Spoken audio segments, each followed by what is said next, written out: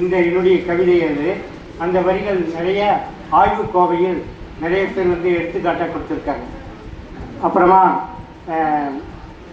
தமிழென்று சொல்லோட அடுத்தது கதிரவனி ஒளி கூட அரை நாள் தானே கவிக்குரலோ எப்போதும் ஒளிரும் தேனே.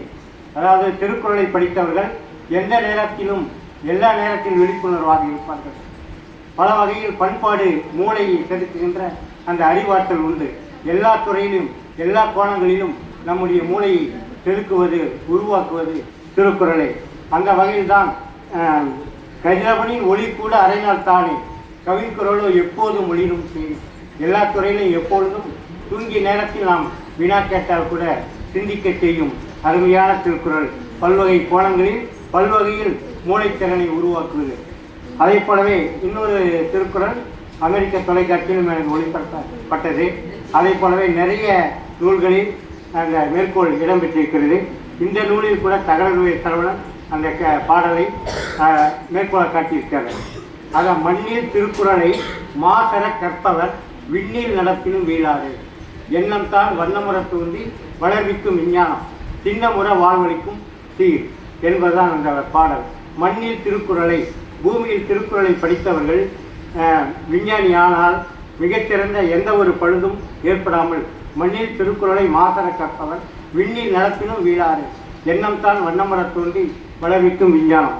அதை போலவே இந்த திருக்குறளை படித்தவர்கள் தான் செவ்வாய் கிரகத்திற்கு செயற்கைக்கோளை கொண்டு சென்றவர்கள் எந்த பழுதும் இல்லாமல் 500 கோடியிலே சிறப்பாக அமைத்தார்கள்.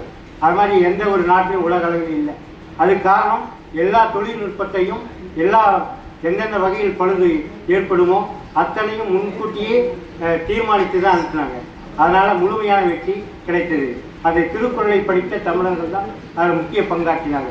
அதே போல நீண்ட காலத்து முன்பு பார்த்தசாரதி என்பவர் அமெரிக்காவில் விஞ்ஞான இதில் பணியாற்றினார்.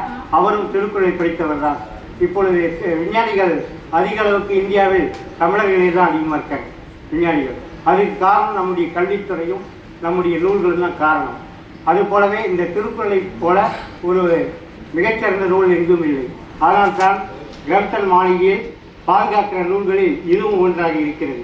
அதே போலவே விக்டோரியா மகாராணி அவர்கள் காலையில் எழுந்தவுடனே ஒரு குறளையாவது படிக்காமல் தம்முடைய கடமையை செய்ய மாட்டார்கள்.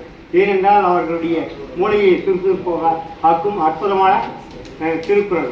அதே போலவே காந்தியடிகள் தம் கைப்பட எழுதிய ஒரு குறிப்பிலிருந்து நான் அடுத்த பிறவியில் ஒன்று இருந்தால் தமிழை நான் பிறக்கணும், தமிழிலேயே திருக்குறளை படிக்கணும் அப்படின்னு சொன்னவர் தான் காந்தியடிகள். அதை போல எண்ணற்ற பேர்கள் படித்திருக்கிறார்கள். இந்த தமிழ்